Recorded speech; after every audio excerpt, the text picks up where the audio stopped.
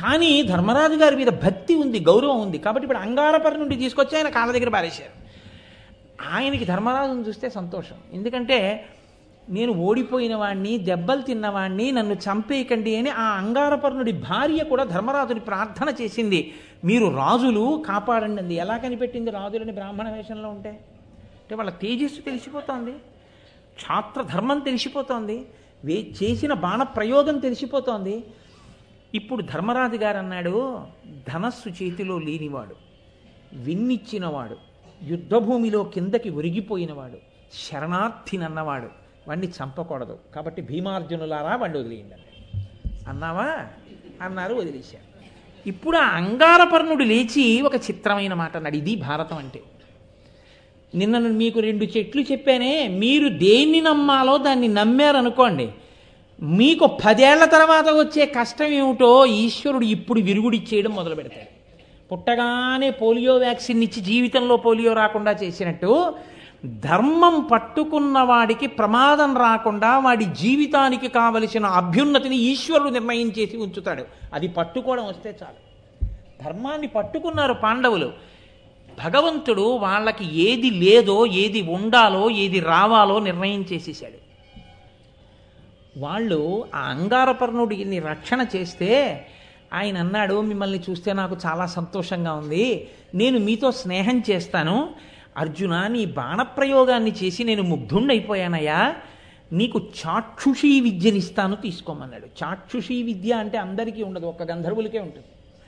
ఆయన ఆ విద్య తెలుసున్నవాడు ఇక్కడ కూర్చుని కళ్ళు మూసుకుంటే 3 లోకాల్లో ఎక్కడేమవుతోందో తెలుసుకుంటాడు. అటువంటి విద్య నీకు ఇస్తాను, స్వీకరించమన్నాడు. గంధర్వజాతి గుర్రాలని ఉంటాయి ప్రత్యేకం. ఆ గుర్రాలు రావడం కూడా చాలా చిత్రమైన స్థితిలో వచ్చాయి. వృత్రాసురుడు అనేటటువంటి ఆయన్ని ఇంద్రుడు చంపాడు. చంపినప్పుడు వజ్రాయుధపు ముక్కలు పడ్డాయి. అందులో ఒక ముక్క ఈ గంధర్వజాతి గుర్రాల్లోకి ప్రవేశించింది. అందుకని వాటి దౌడు వేరు, వాటి పరుగు వేరుగా ఉంటుంది, వాటి లంఘనం వేరుగా ఉంటుంది, వాటి లాఘవం వేరుగా ఉంటుంది. కాబట్టి అటువంటి గుర్రాలు కొన్ని 100 మీకు బహూకరిస్తానన్నాడు. ఇక్కడే మీరు గమనించాలి, పాండవులకు ఎప్పుడు ధర్మం కావాలి.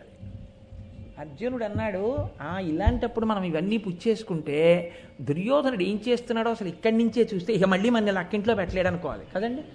ఇప్పుడు ఏ కష్టం పడ్డాడో మనిషి, అలాంటి కష్టం రాకుండా ఉండే అవకాశం ఎవడైనా పట్టుకొచ్చి ఇచ్చాడు అనుకోండి, వెంటనే ఒప్పుకుంటాడు కదా. అది లక్క ఇల్లని తెలియక కదా వాళ్ళు అందులోకి వెళ్ళారు. కాబట్టి కదా సొరంగ మార్గంలోంచి బయటకు వచ్చి బ్రాహ్మణ వేషంలో తిరుగుతున్నారు. ఇలా కూర్చుని ఇలా అనేటప్పటికీ ఎవడేం చేస్తున్నాడో తెలిసిపోతుంది అనుకోండి, ఇంకెంత హాయ్, గొడవలేదు ఇహ. కాబట్టి ఇచ్చేయమనాలి. ఇది ఎలా ఉంటుందంటే, ఈ ధర్మం అన్నది ఎప్పుడు చెప్పినా అలాగే ఉంటుంది. అందుకే వేదాన్ని ఆధారం చేసుకుని మాట్లాడతాయి మన పురాణాలన్నీ, మన ఇతిహాసాలన్నీ. రామాయణంలో సీతమ్మని హనుమ నేను నిన్ను తీసుకెడతానంటే రాముడు వచ్చి తీసుకెళ్ళాలి తప్ప నేను నీతో రానంది. ధర్మం ఎప్పుడు ధర్మమే. అర్జునుడు అన్నాడు, నేను నా గురువుల దగ్గర బ్రాహ్మణుల దగ్గర విద్య నేర్చుకుంటాను తప్ప ఇలా అందరి దగ్గర నేను విద్య పుచ్చుకోను. అలా విద్య పుచ్చుకోవడం, ధనం పుచ్చుకోవడం, అటువంటి పనులు నేను చెయ్యను. మిత్రమా, గుర్రాలు ఇస్తానన్నావు, గుర్రాలు నీకు నాకు స్నేహం అన్నావు, బాగుంది. నీవు ఇచ్చినా నాకు ఆ చాక్షుషీ విద్య అక్కర్లేదన్నాడు. ఇది అర్జునుడంటే. పాండవుల యొక్క ధర్మ నిరతి అంటే అటువంటి అని ఒక మాట అన్నాడు. నీవు నన్ను చూసి ఇప్పుడు ఇంత పొగుడుతున్నావే, ఇందాక మేము 5గురం నడిచి వస్తున్నప్పుడు చాక్షుషీ విద్య నీకే ఉన్నప్పుడు మేమెవరమో నీకు తెలీదా? తెలుసున్నవాడవైతే అంత అధిక్షేపించి మాతో మాట్లాడవచ్చా? మా అన్నగారు ఉన్నాడుగా ధర్మరాజు, మీరెవరు? సామాన్య మానవులు, అర్ధరాత్రి వేళ నడుస్తారేమిటన్నావే. అప్పుడు నేనేమన్నాను? అవి సామాన్య మానవులకు వర్తిస్తాయి, మాలాంటి వీరాధి వీరులకు కాదు. మేము అర్ధరాత్రి అయినా తిరగగలం, ఎందుకంటే సర్వభూతములను నిగ్రహించగలిగిన వాళ్ళం మేమన్నాను. మరి నువ్వెందుకన్నావు ఆ మాట మమ్మల్ని అన్నాడు. అంటే ఆయన అన్నాడు, నాకు తెలిసే నేను ఆ మాట అన్నాను, మీకు ఉండవలసింది మీ దగ్గర ఒకటి లేదన్నాడు. వాళ్ళు ఆశ్చర్యపోయారు, ఏది లేదని అడిగారు. మీకు పురోహితుడు లేడు అన్నాడు. ఏం ఆ మాట అన్నావన్నారు. అవును, సుక్షత్రియులైనటువంటి వారు, ఇంత పరాక్రమోపేతులు, మీ వంటి వారు ఎప్పుడూ పురోహితుణ్ణి ముందు పెట్టుకుని నడవాలి. ఆయన ఎప్పుడూ శుభాశుభములను నిర్ణయించి చెప్తూ ఉండాలి. మీకే ఒక పురోహితుడు ఉండి ఉంటే ఆయన నా మాయలకు ప్రతిచర్య చేసి ఉండేవాడు, మిమ్మల్ని రక్షించి ఉండేవాడు. మీ గురించి మీరు చెప్పుకొని మిమ్మల్ని మీరు రక్షించుకోక్కర్లేదు, మీకు ఎప్పుడూ మంచి మాటలు చెప్తూ ఉండేవాడు. మీరు ఒక పురోహితుడిని ఉంచుకోకపోవడం మీ తప్పు. ఇప్పటికైనా మించిపోయింది లేదు. మీరు ఒక పురోహితుడిని వరించి మీ ముందు నడపడం, ఆ పురోహితుడి వెనక మీరు నడవడం, ప్రతిరోజు ఆయనకి నమస్కారం చేయడం మీరు నేర్చుకోండి అన్నాడు. ఆ తర్వాత చాలా సంభాషణ నడిచింది ఆదిపర్వంలో. నడిచిన తర్వాత అడిగారు పాండవులు, మాకు ఎవరు పురోహితుడుగా ఉంటే బాగుంటుందో నువ్వు మాకు సలహా చెప్పు అన్నారు. అందుకు తీసుకొచ్చారండి అంగారపర్ణోపాఖ్యానం. భగవంతుడు అందుకు కూర్చాడు. అప్పుడు ఆయన అన్నాడు, నువ్వు వేసిన ఆగ్నేయాస్త్రానికి నా రథం కాలిపోయింది, కానీ నేను పరమేశ్వర భృత్యుడైనటువంటి కుబేరుడికి చెలికాడిని, అందుకే ఇప్పుడు మళ్ళీ నాకు వజ్రములు పొదిగినటువంటి విచిత్రమైన రథం వచ్చింది. ఓడిపోయిన నాకు ఆపీరెందుకు, అంగారపర్ణుడు అన్న పేరు నేను వదిలేస్తున్నాను, నీ చేతిలో ఓడిపోయాను కాబట్టి, చిత్రమైన రథం ఎక్కుతున్నాను కాబట్టి నన్ను చిత్రరథుడు అంటారు ఇంకా అన్నాడు. ఆయన చిత్రమైన వ్యక్తి నిజంగా అసలు అని ఎవరిని వాళ్ళు పురోహితుడిగా వరించవలసి ఉంటుందో చెప్పాడు. మీరు ఉత్కోచం అనేటటువంటి పర్వతం ఉంది, ఈ గంగానదిని దాటి ఆవలి ఒడ్డుకు వెళ్ళండి. అక్కడ ఒక మహానుభావుడు ఉన్నాడు, వేదాంగములు చదువుకున్నాడు, నిత్యతృప్తి కలిగిన వాడు, సమస్త భూతములను శాసించగలిగినటువంటి వాడు, వెలుగుతున్నటువంటి అగ్నిశిఖలా ఉంటాడు, అంతటి అనుష్ఠాన తత్పరత కలిగినటువంటి వాడు. ఎంత తెలుసుకున్నాడో అంత అనుష్ఠిస్తాడు. ఆ మహానుభావుణ్ణి మీకు పురోహితుడుగా ఉండమని వరించండి, ఆయన దేవల మహర్షి యొక్క సోదరుడు అన్నాడు. దేవల మహర్షి అంటే మీకు జ్ఞాపకం వచ్చి ఉంటుంది. ఎక్కడివాడు దేవల మహర్షి? గజేంద్రమోక్ష సన్నివేశంలో గంధర్వుడు హూహూ అనేటటువంటి ఆయన స్నానం చేస్తూ తన ప్రియురాళ్లతో కలిసి స్నానం చేస్తున్నప్పుడు దేవల మహర్షి వచ్చి అక్కడ స్నానం చేస్తుంటే ఇంత బక్కగా ఉన్నాడు, ఈయన స్నానం చేస్తున్నాడని అడుగు నుంచి ఈత కొడుతూ వెళ్ళి దేవల మహర్షి యొక్క కాళ్ళు పట్టుకుని లాగేస్తే నీటిలో కింద పడిపోయారు మహర్షి. నీటి అడుగు నుంచి వచ్చి కాలు పట్టుకోవడం సంతోషంగా ఉంది కాబట్టి మొసలిగా జన్మించు, నీ కండకావరం తీరుతుందని శపించి గజేంద్రమోక్షణ వృత్తాంతానికి కారకుడైన ఋషి ఎవరో ఆ దేవల మహర్షి యొక్క తమ్ముడు ఈ మహానుభావుడైనటువంటి ధౌమ్యుడు. కాబట్టి మీరు వెళ్ళి ఆయన్ని వరించండి అన్నారు. అంటే ఇప్పుడు పాండవులు గంగ ఆవలి ఒడ్డుకి వెళ్ళి ధౌమ్యుణ్ణి పురోహితుడిగా వరించారు. ధౌమ్యుడు కూడా అంగీకరించాడు. మీతో నేను అన్నమాట అదే, మీకే ఏమీ లేదయా, మీరే అన్నీ వదిలేసి మీ పేర్లు రూపాలు కూడా తెలియకుండా బ్రాహ్మణ వేషాల్లో తిరుగుతున్నారు, మీకు మళ్ళీ నేను పౌరోహిత్యమా? మీరు బాగున్నప్పుడు చెప్పండి వస్తానేమో, సంభావన ఇద్దరుగానే అనలేదు. ఇవాళ బ్రాహ్మణ్యం అంటే ఎలా తయారైందంటే, శంకరాచార్యులు వారి జయంతి అవుతోందిరా అంటే శంకరాచార్యులు వారి పల్లకీ ముందు వేదం చదువుకుని నడిచే వాళ్ళు 10 మంది కనపట్టలేదు. ఏ మహానుభావుడు వేదాన్ని నిలబెట్టాడో ఆయన పల్లకీ ముందు తనంత తానుగా చదువుతూ రావడానికి 10 మంది వేదం చదువుకున్న వాళ్ళు ముందొచ్చి పల్లకీ ముందు నడవట్ల. అంత కృతజ్ఞ స్థితిలో ఉంది. నాకేం భయం లేదు, నేను ఎప్పుడూ చెప్తుంటాను, ఉన్నట్టు చెప్పేస్తాను నేను. కానీ ఆ రోజులు అటువంటివి కావు. మీతో నేను చెప్పాను, సంతోషోహి ద్విజన్మనాం. వాళ్ళకి కావలసింది ధర్మం ఎక్కడుందో అక్కడ తాము చదువుకున్న చదువుతో దాన్ని రక్షించడం, వాళ్ళని వృద్ధిలోకి తేవడం. కాబట్టి ధౌమ్యుడు అంగీకరించాడు. నేను మీకు పౌరోహిత్యం చేస్తానన్నాడు. మహానుభావుడు ధౌమ్యుడు పురోహితుడిగా వచ్చిన తరువాత మత్స్యయంత్రాన్ని కొట్టారు. ధర్మరాజుకి ద్రౌపదికి, మిగిలిన పాండవులకి ద్రౌపదికి ధౌమ్యుడే వివాహం చేశాడు. సరే, ఎక్కడో అక్కడ ద్రౌపదీదేవికి సంబంధించిన వృత్తాంతం వస్తుంది, ఇక్కడ కాకపోయినా ఆదిపర్వం చెప్పినప్పుడు వస్తుంది. ద్రౌపది పాండవుల వివాహ ఘట్టంలో అసలు అది ఎంత ధర్మబద్ధమో, ఎంత గొప్పదో. అందుకే కదండి మహాభారతం అంతా సామెతల పుట్ట. ఏమీ లేకపోయినా సామెతలన్నీ భారతంలోంచే పుట్టాయి. అందుకే తెలియనివ్వండి, తెలియకపోయి ఆయనకి ఏమిటంటే ధర్మరాజు అంటారు. ధర్మరాజు అంటే ఎవరికి ఏది అడిగినా ఇస్తాడు, అందరినీ రక్షిస్తాడు, పెద్ద పట్టించుకోడు అనుకోండి. ఆయనకి ఏమిటి ధర్మరాజు అంటారు. అమ్మో ఎంత ఉద్రేకం అండి భీముళ్ళగా అంటారు. ఆయనకి ఏమిటండి సవ్యసాచి, 2 చేతులతోనూ చేసేస్తాడు అంటారు. ఆయన గుర్రాలు తోలడంలో నకులుడండి అంటారు. అదే నలభీమ పాకం అండి అంటారు. వీడేవాడండి సైంధవుల్లో అడ్డుపడ్డాడు అంటారు. వాడేవాడండి బాబు తొడలు విరిగిపోయి దుర్యోధనుడు పడిపోయినట్టు పడిపోయాడు అంటారు. వీడేవాడు ఎప్పుడు ఆడవాళ్ళని పట్టుకుని అలా హింసిస్తూ ఉంటాడు, వీడు దుశ్శాసనుడు చీరల్లాగినట్టు అంటారు. వీడి చూపులు ఏమిటి, కీచకుడి చూపులు అంటారు. మీరు చూడండి సామెతలు చాలా భారతంలోంచే వచ్చాయి. అంటే ఇప్పటికీ మహాభారతం సజీవంగా అందులో ఉన్న వ్యక్తులు పాత్రలుగా మారి సమాజంలో తిరుగుతున్నాయి. అందుకే అన్నాడు మహానుభావుడు వ్యాసుడు, నేను భారతంలో చెప్పంది సమాజంలో లేదు, సమాజంలో అనుష్ఠించేది భారతంలో లేకుండా లేదు, నీ చెప్పింది కాక ఇంకొకటి లేదు, అన్నీ చెప్పాను భారతంలో అన్నాడు, అన్నీ చెప్పాను భారతంలో అన్నాడు. కాబట్టి అటువంటి ధౌమ్యుడు వివాహం చేశాడు.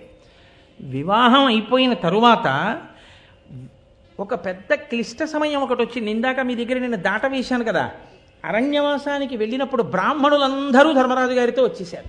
వచ్చేస్తే ధర్మరాజు గారు బెంగపెట్టుకున్నాడు. పురోహితుడంటే అందుకుంటాడు కష్టం సుఖం చెప్పుకోవడానికి. ఇప్పుడు వీళ్ళకి అన్నం పెట్టాలి, ఎలా? వంట చేయడానికి ఎవరు? ద్రౌపదీదేవే ఉంది. కాబట్టి ఇప్పుడు ఆయన వెళ్ళి ధౌమ్యుడితో చెప్పాడు, ఎలాగయా వీళ్ళకి అన్నం ఎలా పెట్టను ఇంతమంది బ్రాహ్మణులకి అంటే. ధౌమ్యుడు వేదవేదాంగములు చదువుకున్నవాడు. తాను నేర్చుకున్న శాస్త్రం మీద, తను చదువుకున్న మంత్రం మీద అంత నమ్మకం ఉండాలి. ఆయన అన్నాడు, ఉత్తరాయణ పుణ్యకాలం అంతా కూడా నీటిని లాగినటువంటి సూర్యభగవానుడు లోకంలో ఉన్న జనులు దాహార్తితో అన్నంతో ఉంటే చూసి బాధపడి దక్షిణాయన పుణ్యకాలంలో వర్షాన్ని వర్షించి తన కిరణములను చంద్రుడి యందు ప్రవేశపెట్టి ఓషధులకు శక్తి కల్పించి అన్నం దొరికేటట్టు చేశాడు భూతములకు. కాబట్టి అన్నం పెట్టేవాడు అంటే ఆదిత్యుడే, భాస్కరుడే.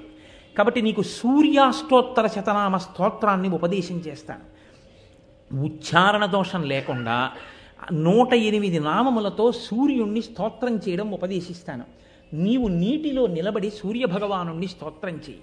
ఆయన ఆనందిస్తే నీ వెనక ఎంతమంది వచ్చినా నువ్వు అన్నం పెట్టగలవు.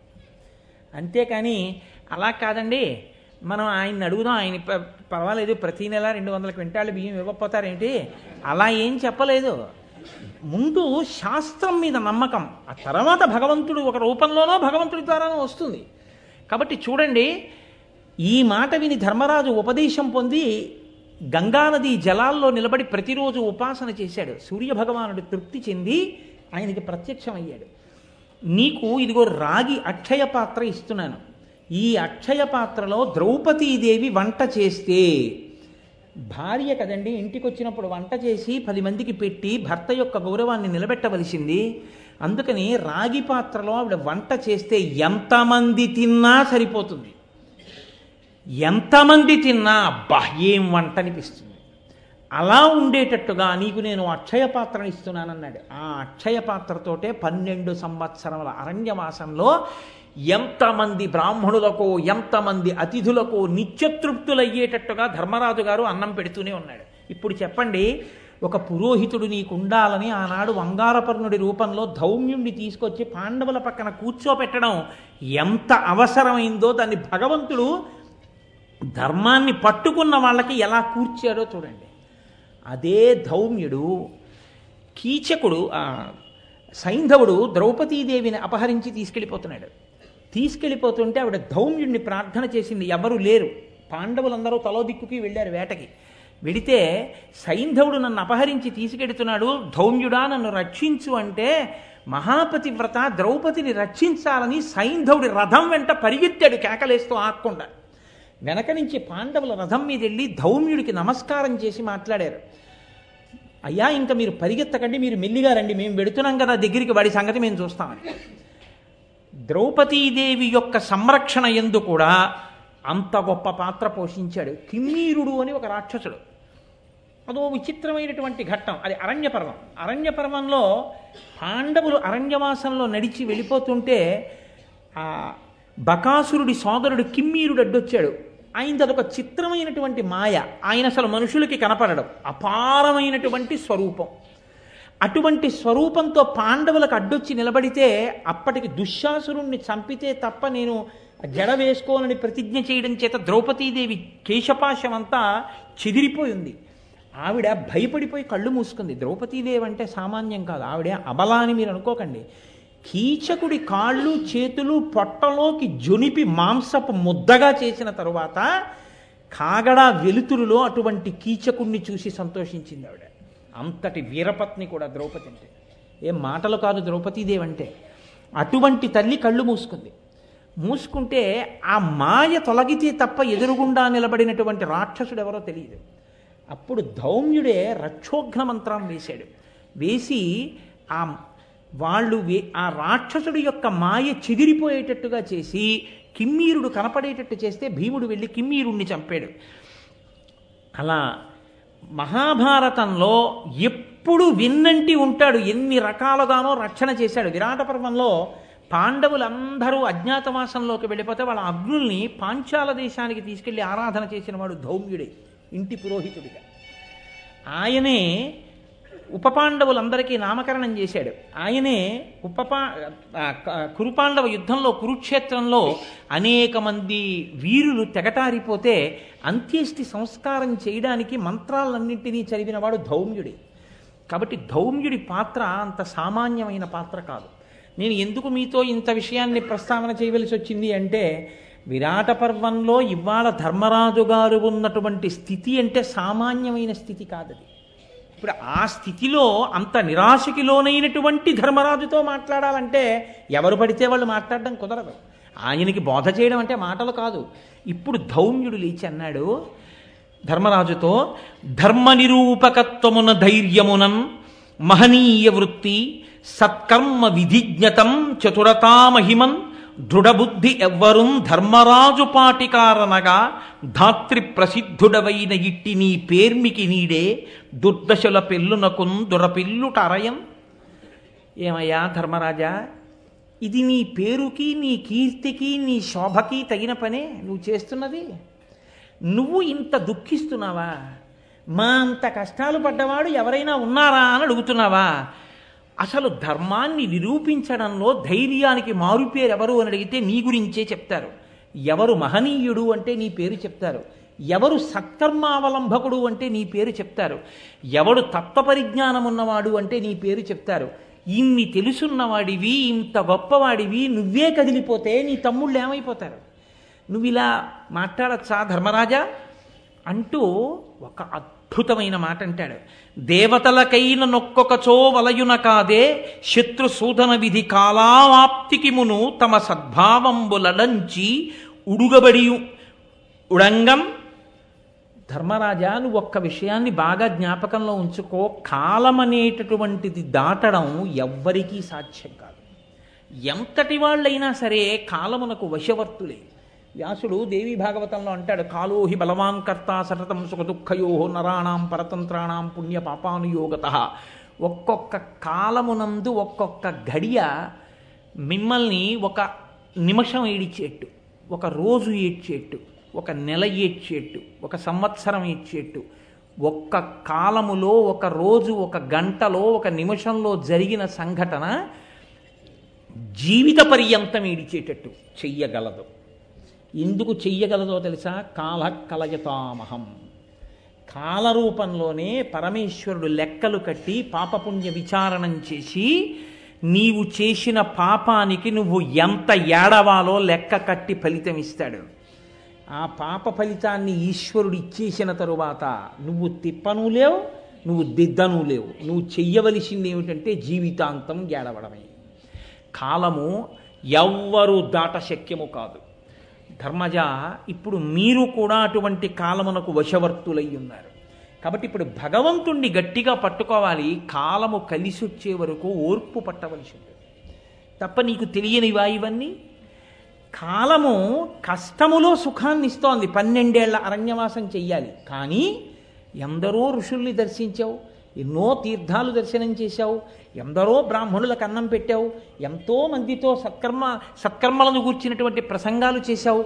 కాలమే ఎదురు తిరిగింది. కాలమే దాన్ని సక్రమంగా నడిచిపోయేటట్టు చేసింది. ఆ కాలమే అజ్ఞాతవాస రూపంలో ఇప్పుడు వచ్చింది. ఆ కాలమే ఈశ్వర రూపంలో నిన్ను అజ్ఞాతవాసం నుంచి గట్టు కూడా ఎక్కిస్తుంది. కానీ ఓర్చుకోవడం అన్నది మాత్రం నీకు రావాలి. ఆ ఓర్పు కానీ వదిలేశావా? ఇప్పుడు ఇదిగో ఎలా వదిలేసి బాధపడ్డావో అలా బాధపడ్డావో, ఓర్పు పోయిందో బయటపడిపోతారు. ఆ ఓర్పు పోకూడదు. ఎందుకో తెలుసా? ఎంత గొప్ప మాట చెప్తున్నాడో మీరు ఆలోచించండి. 12 నెలల అజ్ఞాతవాసానికి కావలసిన మానసికమైన అన్నాన్నంతటినీ వండి పెట్టేస్తున్నాడు ధౌమ్యుడు ధర్మరాజు గారికి, పాండవులకు. ఎందుకో తెలుసా అండి? ఓర్పు పోయిందనుకోండి, 1 గంట చాలు పాండవులు బయటపడిపోవడానికి. అర్జునుడంతటి వాడి కర్మ కాలిపోయిందండి. పరమశివుడంతటి వాడు సైంధవుడు తపస్సు చేస్తే ప్రత్యక్షమయ్యి అన్నాడు, పాండవులని గెలిచే వరం ఇమ్మని అడిగాడు. పాండవులను గెలిచే వరం అన్న వరం నువ్వు అడగకూడదు, నేను ఇవ్వలేనన్నాడు. పరమశివుడు అంతటి వాడు. ఎందుకో తెలుసా? వాళ్ళ పౌరుష ప్రతాపములు అటువంటివి. పాండవులలో నలుగురు ఒకెత్తు, అర్జునుడు ఒకెత్తు. అర్జునుడితో యుద్ధం నేనే చేసి గెలవడం కూడా చాలా కష్టంతో సాధ్యం సుమా. గెలవనని అనను, కానీ చాలా కష్టంతో సాధ్యం. కానీ నా అంతటి వాణ్ణి నువ్వు తపస్సు చేస్తే ప్రత్యక్షమై కుదరదని వెళ్ళిపోలేక ఒక్క వరం ఇస్తున్నాను. అర్జునుడు తక్క మిగిలిన నలుగురు పాండవుల్ని ఒక్కరోజు యుద్ధంలో గెలవగలుగుతావు, అదొక్కటే నీకు ఇచ్చే వరం అన్నాడు. కాబట్టి అడ్డుపడ్డాడు కదండి, సైంధవుళ్ళు అడ్డుపడ్డాడంటారు. అర్జునుడంటే అంతటివాడు. పరమశివుడి చేత సైంధవుడు వరం అడిగినప్పుడు స్తోత్రం చెయ్యబడ్డాడు. అటువంటి వాడు అసలు పురుషుడనిపించుకోవడానికి అర్హత లేకుండా పోయింది కదండి. పేడివాడై అంతఃపురంలో ఆడవాళ్ళకి నాట్యం నేర్పుకున్నాడు. అటువంటి వాడే కాని ఒక్క క్షణం కోపగించుకున్నాడు అనుకోండి, భీమసేనుడే ఆగ్రహించాడు అనుకోండి, ధర్మరాజే ఆగ్రహించాడు అనుకోండి, అయిపోయింది అంతే అజ్ఞాతవాసం. దుర్యోధనుడు కష్టపడక్కర్లేదు, వాళ్ళు ఓర్పు పోతే చాలు. అందుకని అంటున్నాడు ధౌమ్యుడు, మీరిప్పటి వరకు ఉన్న పరిస్థితి వేరు. అరణ్యవాసం చేస్తున్నా ధర్మరాజు గారండి అని నమస్కారం చేశారు. ఆయన మహానుభావుడండి, ధర్మరాజు గారండి అన్నారు. కాబట్టి కాలం గడిచిపోయిందయా. ఇప్పుడు నిన్ను ధర్మరాజు గారు అనరు, నువ్వే పేరెట్టుకుంటావో ఆ పేరుతో పిలుస్తారు. నేను మీ పరిచారకుండండి అని పేరెట్టుకుని ఎవరింటికో వెళ్ళామనుకో, ఆ చీపురు కట్టి ఇలా పట్టరా అంటారు. రాజసూయాగం చేసిన వాడినయా, నీకు చీపురు కట్ట పట్టరానా? అయిపోయిందంతే నీ అజ్ఞాతవాసం. ఇప్పుడు నీకు కావలసింది ఓర్పు. కాలము పరీక్షకి ఎదురు నిలబడింది, ఇప్పుడు నువ్వు ఓర్పుతో నిలబడాలి. అది కోల్పోతున్నావని నాకు భయంగా ఉంది ధర్మజ. లేకపోతే నీ నోటి వెంట ఈ మాట రావచ్చా? ఇంత ధర్మం తెలుసున్నవాడివి, రాకూడదుగా. కాబట్టి ఏమి మాట్లాడాడండి నిజంగా ధౌమ్యుడు ఆ రోజున. ఆయన అన్నాడు, నిషదాద్రియంద నిమిషపతి ప్రచ్ఛన్న సంచరణమున వర్తించుటయును, అదితి గర్భంబున అవతారమై వామనాకారమున హరి అడగుటయును, జనని ఊరు ప్రదేశంబున అతి నిగూఢంబుగా ఔర్వుండు దాగుటయును, ధేను శరీర విలీనుడై అజ్ఞాత చర్య మార్తాండు సలుపుటయును, వినమే ఇట్లు పడిన వీరలు పదపడి తమకు అగ్గమైన తరి జయింపరెట్లు ప్రబలరిపుల, నీవును ఆపద కోర్చి భంగపాటు తీర్చుకునుము అన్నాడు.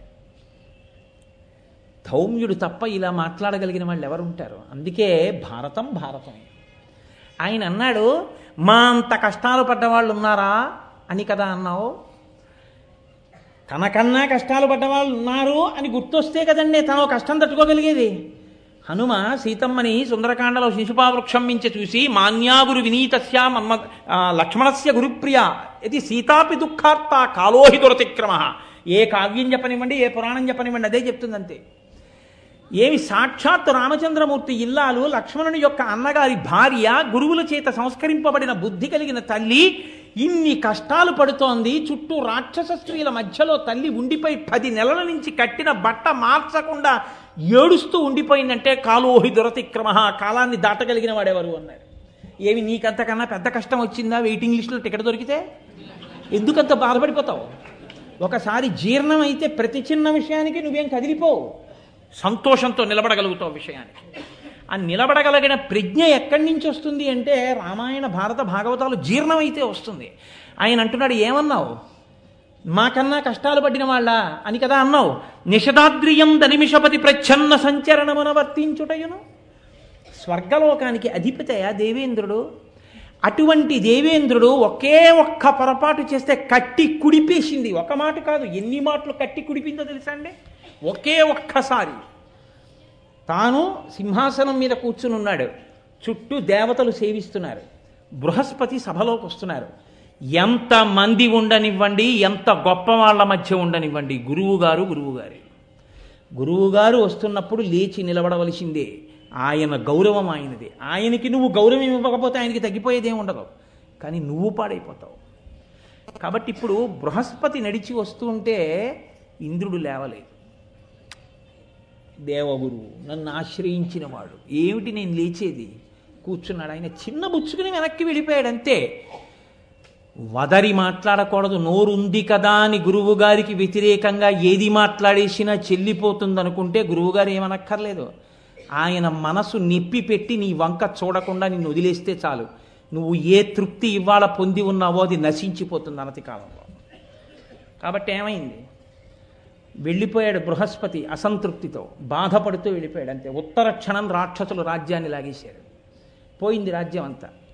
పోతే ఏడ్చాడు, వెళ్ళి బ్రహ్మగారి దగ్గర మొరబెట్టుకున్నాడు. గురువుగారు కోపగించి వెళ్ళిపోయారు. ఇప్పుడు గురువుగారి ఇంటి ముందు నిలబడ్డానికి అర్హత లేదు. పెద్ద ప్రమాదం ఎక్కడో తెలుసా అండి? ఎన్ని కష్టాలు వచ్చినా నువ్వు గురువుగారి ఇంటికి వెళ్ళి చెప్పుకోగలిగిన స్థితిని మిగల్చుకుంటే నీకు ఉపశాంతికి శాంతికి ఢోకా లేదు. ఆయన కష్టాన్ని మార్చలేడేమో కానీ తన మాటలతో సేద తీరుస్తాడు. ఆ గురువుగారి ముఖం చూడడానికి అవకాశమే నీవు పోగొట్టేసుకుంటే, గురువుగారు నీ ముఖం చూసి మాట్లాడడానికి ప్రసన్నుడు కాకుండా ఉన్న స్థితిని నువ్వు తెచ్చేసుకుంటే ఇంకేం కావాలి? ఇంకంతకన్నా కష్టమే ఉంది. ఇప్పుడు చెప్పుకోవడానికి బృహస్పతి ఇంటికి వెళ్ళడానికి లేదు, బృహస్పతి మాట్లాడరు.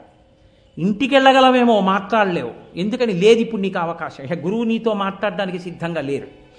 కాబట్టి ఇప్పుడు బృహస్పతి దగ్గరికి వెళ్ళలేక చతుర్ముఖ బ్రహ్మగారి దగ్గరికి వెళ్ళాడు. వెడితే బ్రహ్మగారు అన్నారు, గురువు గురువే, గురువు ఆగ్రహానికి వశుడవయ్యావు. కాబట్టి ఇప్పుడు నువ్వు చెయ్యగలిగింది ఒక్కటే, గురువు యొక్క వైభవాన్ని తెలుసుకున్నావు. కాబట్టి గురువుగారు ప్రసన్నుడయ్యేంత వరకు ఆ స్థానంలోకి అందాక ఒకరిని పెట్టుకుని పూజించు.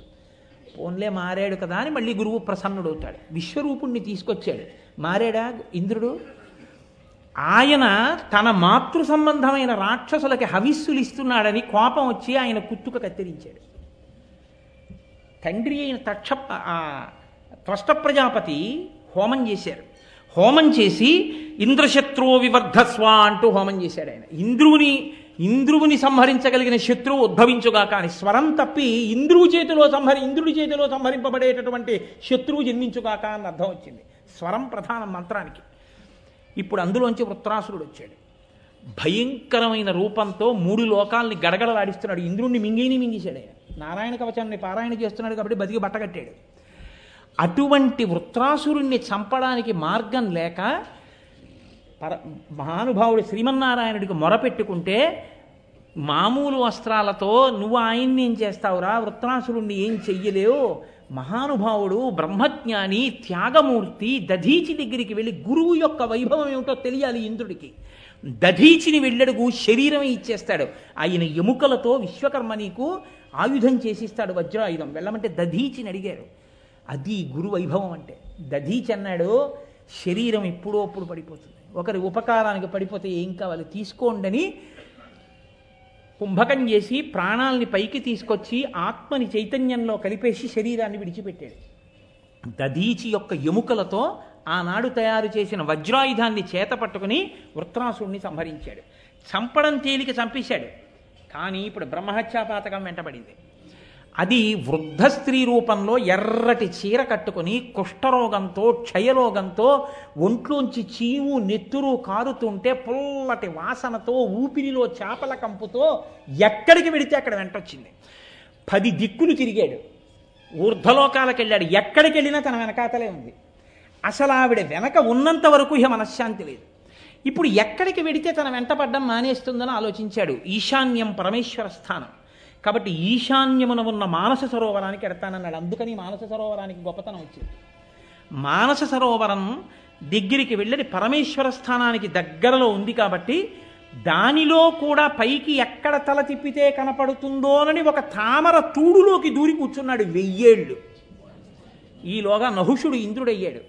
ఇంద్రుడై ఇంద్ర పదవిలో కూర్చోవడం కాదు, శచీదేవిని పొందాలన్నాడు. ఇన్ఛార్జి పోస్టులోకి వచ్చినవాడు ఇన్ఛార్జి పోస్టులో ఉండాలి. అలా ఉండడం మానేసి ఇంద్రుడి భార్య శచీదేవి కావాలన్నాడు. అప్పుడు ఆవిడ వెళ్ళి బృహస్పతిని అడిగింది, ఎలా నాకు తప్పుతుంది ఈ ప్రమాదం అని. గురువు ప్రసన్నుడు. ఆవిడికి ఆపద వచ్చిందనేటప్పటికీ ఇంద్రుడు ప్రవర్తించిన కృతజ్ఞతని మరిచిపోయాడు. సప్తర్షులు మోసిన పల్లకి ఎక్కి రా, నీకు భార్యనవుతానని చెప్పన్నాడు. సప్తర్షుల పల్లకీలో రా అంది. అంటే వెర్రివాడు సప్తర్షులతో పల్లకి మోయిస్తున్నాడు. అగస్త్యుడు పుట్టివాడు. ఆయన పాపం గబగబా అడుగులు వేయలేకపోతున్నాడు. ఈయనకి తొందర, ఎప్పుడెప్పుడు శచీదేవి పొందుదామా అని. అందుకని ఆయన్ని తొందర చేసి సర్ప అన్నాడు. తొందరగానడు అన్నాడు. ఆయనకి కోపం వచ్చి పైకి చూసి అన్నాడు, సర్ప అని నన్ను పొడుస్తావు, పొట్టివాడిని, కాళ్ళు ఇంతకన్నా పడవు, సర్ప అని నన్ను తోసావు కాబట్టి నువ్వు పైనుంచి కిందకి సర్పం అయిపోడు అన్నాడు. పామై కింద పడ్డాడు. అప్పుడు 1000 సంవత్సరాల తర్వాత యాగం చేసి ఇంద్రుడు తన పాపాన్ని పోగొట్టుకుని పరమేశ్వర స్థానానికి దగ్గరగా 1000 ఏళ్ళు ఉన్నాడు కాబట్టి అప్పుడు పోయింది బ్రహ్మహత్యాపాతకం. అప్పుడు బయటికి వచ్చి మళ్ళీ ఇంద్రపదవిలో కూర్చున్నాడు. ఏమయ్యా ధర్మరాజా, ఇంతకన్నా పెద్ద కష్టమా నీది అని అడిగాడు. ఇది మాట్లాడడం అంటే, ఇది ధౌమ్యుడు అంటే. ఇప్పుడు ధర్మరాజు గారికి వాళ్ళ కష్టం ముందు నా కష్టం ఏ పాటి, నేనంత కష్టమేం పట్టలేదుగా, ఎంత పెద్ద మాట తీసుకొచ్చి వేసేశాడో చూడండి. మొట్టమొదటి నిషదాద్రియంద నిమిషపతి ప్రచ్ఛన్న సంచరణమున వర్తించుటయును. తన రూపం కూడా కాకుండా ప్రచ్ఛన్నంగా కామరూపంలో వేరొక రూపంలో తిరిగాడయా ఇంద్రుడు. అదితి గర్భంబున అవతారమై వామనాకారమున హరి అడగుటయును. చిత్రం ఏమిటో తెలుసా అండి, పద్యం అంతా గురువైభవం మీద పెడుతోంది. మీరు గమనించండి. ఎందుకో తెలుసా, చెప్పడం తేలికండి అంటాడేమో, అలా అనడు ధర్మరాజు. చెప్తున్న గురువుల మాట వినాలి. ఎందుకు అదితి గర్భంలో అడిగాడు వామనమూర్తి అయి అణగి ఉన్నారట. ఎవరు? శ్రీ మహావిష్ణువు. ఎవరు శ్రీ మహావిష్ణువు అంటే సమస్త విశ్వమునందు వ్యాపించి ఉన్నవాడు. ఇందుగలడు అందులేడని సందేహము వలదు చక్రి సర్వోపగతుండు, ఎందెందు వెదకి చూచిన అందందే కలడు దానవాగ్రణి వింటి. అటువంటి వాడు అదితి కడుపులో అణిగి మణిగి పడున్నాడు కొన్ని నెలలు. ఎందుకు పడి ఉండాలి అలాగా? ఒక్కటే కారణం. ఒకానొకప్పుడు ఇంద్రుడు బృహస్పతి యొక్క అనుగ్రహాన్ని పోగొట్టుకుని కాదు, ఇంద్రుడు బృహస్పతిని ఎంత సేవించాడో అంతకన్నా సేవించాడు బలిచక్రవర్తి శుక్రాచార్యుల వారిని. గురువుగారి ప్రసన్నత అంటే అంతే. శుక్రాచార్యుల వారు అనుగ్రహించారు. రావయ్య, ఇంత సేవ చేశావు, నీకు వైభవం ఇప్పిస్తానన్నాడు. విశ్వజిత్ యాగం చేయించాడు. యాగం పూర్తయింది. యాగమధ్యంలోంచి బ్రహ్మాండమైనటువంటి స్వర్ణ తేరు పైకొచ్చింది. దాని మీద వస్త్రం కప్పి ఉంది. దానిని పూంచినటువంటి సింహాలు, దానికి అక్షయబాణ తూణీరాలు, గొప్ప ధనస్సు, ఆయుధాలు అన్నిటితో రథం పైకొచ్చింది. బలిచక్రవర్తి ఆ రథం మీద కూర్చుని ఇంద్రుణ్ణి ఓడించడానికని చెప్పి దేవలోకానికి వెళ్ళాడు. వెడితే ఆయన ఉద్ధతికి తట్టుకోలేకపోయాడు. తట్టుకోలేక ఇంద్రుడు బృహస్పతి దగ్గరికి వెళ్ళాడు. వెళ్ళి, నేను ఇవాళ బలిచక్రవర్తిని ఎదిరించి నిలబడలేకపోతున్నాను, ఎలా నేను ఈ ఇంద్రవైభవం నిలబెట్టుకోవడం అన్నాడు. ఆ రోజున బృహస్పతి చెప్పిన మాట ఏమిటో తెలుసా అండి? గురువు గారి అనుగ్రహంతో ఇవాళ బలిచక్రవర్తి నిన్ను కూడా నిగ్రహించగలిగిన స్థితికి వచ్చేశాడు. గురువులంతా సేవించాడు. గురువు అనుగ్రహం మనశ్శాంతికి కారణం. నీవు ఇంత వైభవంతో ఉన్నవాణ్ణి తొలగదోయగలిగిన శక్తి ఎక్కడిదంటే ఆ గురువుగారి అనుగ్రహం. కాబట్టి ఇప్పుడు నీకున్న ఒకే ఒక మార్గం, కాలం కలిసి వచ్చే వరకు పదవి వదిలిపెట్టి పారిపోవడం.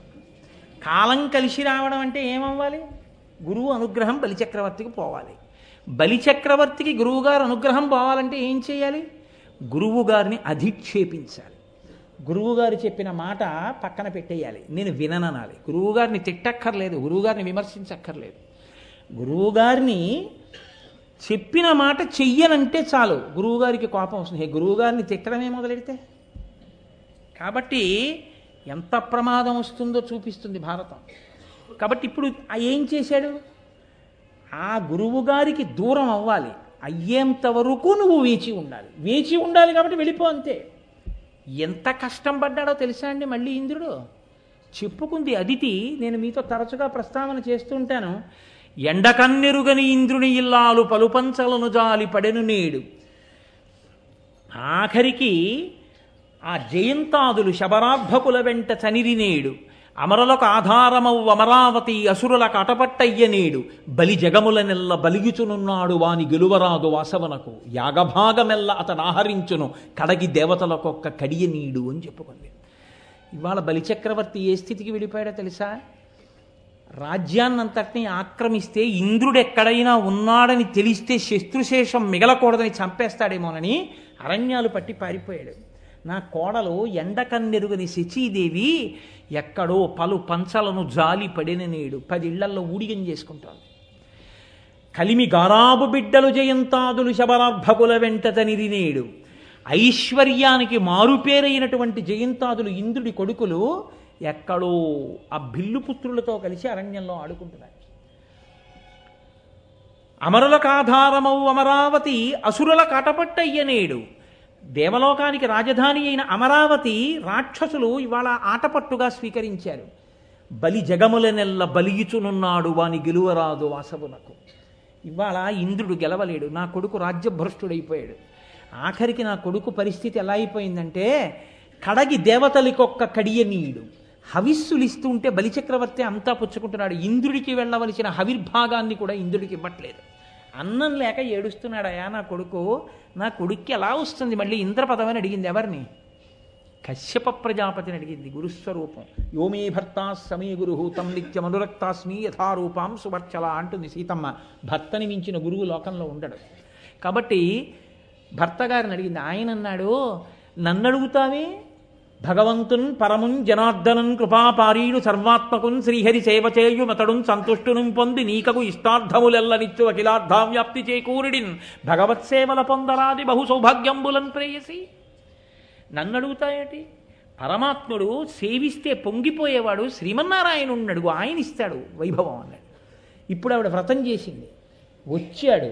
వచ్చినవాడు ఎదురుగుండా నిలబడినవాడు ఆయన ఆవిడ్ని వరం అడిగాడు. అది విచిత్రం. ఎందుకు అడిగాడో తెలుసా అండి? ఒక్కటే కారణం, గురువుల అనుగ్రహానికి బలిచక్రవర్తిని దూరం చేయాలి. దూరం చేసేస్తే చాలు, అయిపోతుంది, అంతే, కథ నడిచిపోతుంది. కాబట్టి ఇప్పుడు ఆయన అన్నాడు, అమ్మా నాకే కోరికగా ఉందమ్మా నీ కడుపున పుడతానం, నాకున్ వేడుక పుట్టు నీసుతుడనై నర్తించి వర్తింపగా నీ కోడండ్రును నీ కుమారవరులు నీనాథుడు నీవును సంశ్లోకింపన్ సతులున్ పతుల్ సమ్మోదింప రాత్రించరులు శోకింపన్ భవదీయ గర్భమున తేజోమూర్తి జన్మించదన్ నాకున్ వేడుక పుట్టు నీసుతుడనై నర్తించి వర్తింపగా. అమ్మ నీ కొడుకులు కోడళ్ళు నీ భర్త సంతోషించేటట్టు నీ కడుపున పుట్టాలనుందమ్మా. అమ్మ పుట్టనా అమ్మా అని అడిగాడు. అడిగితే ఆవిడ పొంగిపోయింది. అంతకన్నా భాగ్యమా, తప్పకుండా పుట్టవయ్యా అని. ఆవిడ అసలు ఎందుకు తపస్సు చేసింది? ఎందుకు చేసింది వ్రతం? ఇంద్రుడికి రాజ్యం కోసం. ఇంద్రుడికి రాజ్యం ఇవ్వడానికి ఈశ్వరుడు ఇంద్రుడికి తమ్ముడు అయ్యాడు, ఉపేంద్రుడు అయ్యాడు, అదితికి కొడుకుగా పుట్టి. ఇప్పుడు ఆయన శ్రావణ ద్వాదశి నాడు శ్రోణనభిజిత్ సంజ్ఞాత లగ్నంబునన్ భువనాధీశుడు పుట్టె వామనగతిన్ పుణ్యవ్రతోపేతకున్ దివిజాధీశ్వరు మాతకున్ పరమపాతివ్రత్య విఖ్యాతకున్. శ్రావణ ద్వాదశి నాడు వామనమూర్తి అయి పుట్టారు. చిన్న పిల్లవాడు. వెళ్ళనే వెళ్ళాడు బలిచక్రవర్తి చేస్తున్నటువంటి యజ్ఞవాటం దగ్గరికి. కొందరితో చర్చించును, కొందరితో జటలు చెప్పు గోష్ఠించేయున్, కొందరితో తర్కించును, కొందరితో ముచ్చటాడు, కొందరు నవ్వున్. వాళ్ళతో వేదం గురించి మాట్లాడుతున్నాడు. మీ గురువు గారు ఎవరంటున్నాడు, మీరు స్వరం తప్పు చెప్పారంటున్నాడు, ఈ పన్నం ఎక్కడదంటున్నాడు. వాళ్ళందరూ తెల్లబోతున్నారు. ఈ పిల్లాడేమిటి, ఈ తేజస్సు ఏమిటి, ఇంతున్నాడు, ఈ వామనమూర్తి ఏమిటి, ఎక్కడి నుంచి వచ్చాడు, ఇప్పుడే ఉపనయనం చేసుకున్న వాళ్ళే ఉన్నాడు, అబ్బో అబ్బో ఎంత అందంగా ఉన్నాడు, శుంభుండో హరుడో పయోజభవుడో చండాంశుడో వహ్నియో దంభాకారత వచ్చకాక ధరణి ధాత్రీసురుండెవ్వడి శంభోద్యోతనుడి పయోజభవుడంచున్ విస్మయభ్రాంతులై సంభాషించిరి బ్రహ్మచారికని తత్సభ్యుల్ రహస్యంబునన్. ఎవర్రావి ఈ పిల్లాడు, పరమశివుడు వచ్చాడా, అగ్నిహోత్రుడు వచ్చాడా? వాళ్ళు తెల్లబోయారు. వెళ్ళనే వెళ్ళాడు బలిచక్రవర్తి దగ్గరికి. వెళ్ళి ఏమీ తెలియని వాళ్ళ ఏమి కావాలో అడగవయ్యా ఇచ్చేస్తానన్నాడు. గొడుగో జన్నిదమో కమండలయో నాకు ముంజియో దండమో బడుగేనెక్కడ కరుల్ వామాక్షుల శ్వంబులెక్కడ నిత్యోచిత కర్మమెక్కడ మలాకాంక్షితంబైన 3 అడుగుల మేర ఎత్రోబకిచ్చుటదే బ్రహ్మాండంబు నా పాలికిన్. నాకెందుకయ్యా అవిస్తాని ఇస్తానంటావు, నాకు అవన్నీ అక్కర్లా, 3 అడుగుల నేల చాలు. అది కూడా ఎలా 3 అనలేదు, 1-2 అడుగుల మేర ఇమ్ము సొమ్ము మేరయల్లా కోర్కె తీర బ్రహ్మ కూకటి ముట్టేద దానకుతుక సంత దానవేంద్ర అన్నాడు. 1-2 అడుగులు ఇమ్మన్నాడు. 2 అంటే 1 భూమి, 1 పైన ఆకాశం కొలిచేస్తా, 3వ అడుగు ఎక్కడ పెట్టనని అడుగుతా. ముందే చెప్పాడు. 1-2 అడుగుల మేర ఇమ్ము సొమ్ము మేరయొల్లా కోర్కె తీర బ్రహ్మ కూకటి ముట్టేదా బ్రహ్మాండం అంతా ఇచ్చేసినట్టే ఇచ్చానను అన్నాడు. పొంగిపోయాడు. రమ్మా మానవ కొత్తమ చెమ్మా నీ వంచితంబు లేదనకిత్తున్ రమ్మ తెమ్మా నీ పాదమ్ములు కడిగెదనే సుమ్మా అంటూ ఆ బంగారు పాత్ర తీసుకొచ్చి వింజావళి నీళ్లు పోస్తుంటే కాళ్ళు కడిగి ఇచ్చేయడానికి సిద్ధపడ్డాడు. గబగబా పరిగెత్తుకొచ్చాడు శుక్రాచార్యుల వారు. ఊరే చాలా కాలానికి దేవలోకం గెలిచి ఇంద్రుడిని గెలిచావురా, వచ్చినవాడు ఎవరో తెలుసా? శ్రీ మహావిష్ణువు. ఇచ్చేస్తానంటున్నావు పిచ్చాడా? ఇచ్చిన తర్వాత కొలుస్తాడు. 2 అడుగుల్లో అన్నీ కొలిచి 3వ అడుగు ఎక్కడెట్టనని నీ నెత్తి మీద పెడతాడు. నా మాట విను, ఇవ్వనను వారిజక్షులందు వైవాహికములందు ప్రాణవిత్తమాన భంగమందు జిగిత గోకులాగ్ర జన్మరక్షణమందు పలికి బొంకవచ్చు పాపంబు లేదు అనుహ అన్నాడు. ఏం పర్వాలేదని కొన్ని సందర్భాలు చెప్పి అవన్నీ ఇప్పుడు పాటించకూడదండోయ్, ఆ యుగంలో నీతి. కాబట్టి ఏం పర్వాలేదు, అబద్ధం చెప్పి అన్నాను కానండి నేను ఇవ్వనండి అని అంటే పత్రికలు వక్రీకరించాయి అన్నట్టుగా అని అన్నాడు. అంటే ఆయన అన్నాడు, అన్నన్నా ఎంత మాట అండి, ఒకసారి ఇస్తానన్నానంతే, ప్రాణమే పోనివ్వండి, నాకు భయం లేదు. అయినా గురువుగారు నేను ఓ మాట అంటాను, ఇవ్వద్దంటారేంటి? ఆదిన్ శ్రీసతి కొప్పుపై తనువుపై అంశోత్తరీయంబుపై ఆ పాదాబ్జంబులపై కపోలతటిపై పాలిండ్లపై నూత్న మర్యాదం చెందు కరంబు క్రిందగుట ఆపైనా కరంబుంటమేల్ కాదే రాజ్యము గిజ్జమున్ సతతమే కాయంబు నాపాయమే అన్నాడు. లక్ష్మీదేవి తల మీద, కొంగు మీద, పాదాల మీద ఆవిడ ఒళ్ళంతా తడిమి ఆవిడ పొంగిపోయేటట్టు ఉండగలిగినటువంటి ప్రీతితో సత్కారమును పొందగలిగిన చెయ్య, లోకములను రక్షించగలిగిన ఇందరికీ కోరికలను తీర్చే చెయ్యి, కందువకు మంచి బంగారు చెయ్యి అంటారు అన్నమాచార్యుల వారు. ఆ చెయ్యి కింద, నా చెయ్యి పైన, ఇన్నాళ్ళకి అందరికీ ఇచ్చేవాడు కింద పెట్టాడు, నేను ఆయనకి ఇచ్చేవాడిని అయ్యాను. ఇవ్వద్దంటారేమిటి? రాజ్యమే పోనివ్వండి, నా శరీరమే పోనివ్వండి, ఇచ్చేస్తా అన్నాడు. ఓహో, ఇందుకోసమా యాగం చేయించి నీకు రాజ్యం ఇప్పించింది? అట్లాగే నీ రాజ్యము నశించిపోవుగాక. ఏమైంది? ఇందుకోసం కదండి వచ్చాడు, అంతే ధారపోసేశాడంతే. విప్రాయ ప్రకటం వ్రతాయ భవతే విష్ణుస్వరూపాయతే తత్ప్రామాణ్య విధే త్రిపాదస్య ధరణిం దాస్యామి యంచున్ క్రియాక్షిప్రుండై ధనుయేశ్వరుండు వడుగుంచేసాచి పూజించి బ్రహ్మప్రీతం అని ధారబోసి భువనం ఆశ్చర్యమం పొందగాను. ఆ నీళ్లు ధారబోశాడు. ఇంతంతైవటుడు ఇంతయ్య మరియుతాని ఇంతయ్య భోవీధిపై అంతై తోయిదమండలగ్రమన కల్లంతై ప్రభారాశిపై అంతై చంద్రునకంతయ్య ధ్రువునిపై అంతై మహర్వాటిపై అంతై సత్యపథోన్నతుండగుతు బ్రహ్మాండాంత సంవర్ధి. అన్ని లోకాలు కొలిచేశాడు. మూడో అడుగు ఎక్కడ పెట్టనన్నాడు. సునృతంబు కాని నుడువదు నా జింహ బొంకజాల నాకు బొంకు లేదు, నీ తృతీయ పదము నిజము నా శిరమున నెలవు చేసి పెట్టు మహితాత్మ అన్నాడు. నా మాట వమ్ముపోవడానికి వీల్లేదు, నా తల మీద పెట్టు మూడో కాలు అన్నాడు. అయిపోయి అయినా ఇస్తానన్న మాటకి కట్టుబడిపోయావు కాబట్టి నిన్ను నేను తీసుకెళ్లి పాతాళ లోకానికి అధిపతి చేస్తున్నాను. ఎవ్వరూ దర్శించడానికి కూడా వీలు లేని నా లోకాన్ని తర్వాత నువ్వు పొద్దుదు కానీ, నాలో ఐక్యం అవుదు కానీ అని వరం ఇచ్చాడు. కాబట్టి గురువుల అనుగ్రహానికి దూరం అవడం, దూరం అయింది. బలిచక్రవర్తి దెబ్బతిన్నాడా లేదా? అంతకాలం ఓర్చాడా లేదా ఇంద్రుడు? అప్పుడు ఆ రాజ్యాన్ని అంతటినీ ఇంద్రుడిని పిలిచి ధారపోశాడు. ఉపేంద్రుడిగా, ఇంద్రుడికి తమ్ముడిగా అన్నగారికి రాజ్యం ఇచ్చాడు. ఏమయ్యా, అంతటి విష్ణువే, ఇన్నింటినీ కొలవగలిగిన వాడే, అంతటి లక్ష్మీనాథుడే ఆ బలిచక్రవర్తిని గురువుల యొక్క అనుగ్రహానికి దూరం చేస్తే తప్ప కార్యము సాధించడం తేలిక కాదని, ప్రహ్లాదుడికి మాట ఇచ్చాను ఆ వంశంలో పుట్టిన వాళ్ళని నిగ్రహించకూడదు కాబట్టి చెయ్యి చాపడం వినా మార్గం లేదని, అంతటి వాడు ఇంతటి వాడై వామనమూర్తి అయి అదితి కడుపులో పడుకుని ఓ చిన్న పిల్లవాడిగా పైకొచ్చి ఉపనయనం చేయించుకుని చెయ్యి చాపి దానం అడిగాడే, అంతకన్నా గొప్పవాడివా? అంతకన్నా కష్టం వచ్చిందా నీకు? ఏమి శ్రీ మహావిష్ణువు కన్నా పెద్ద కష్టమా అనేది? అంతే ధర్మరాజు విచలితుడైపోయాడు. ఏమి మాట చెప్పావయ్యా ధౌమ్య, నిజమే నా కష్టం, ఏ పాటి కష్టం? అంతే ఉత్సాహం వచ్చింది. ఓర్చుకున్నవాడు పొందాడు. రాదండి పూనిక డాక్టర్ గారు, అది ధౌమ్యుడంటే.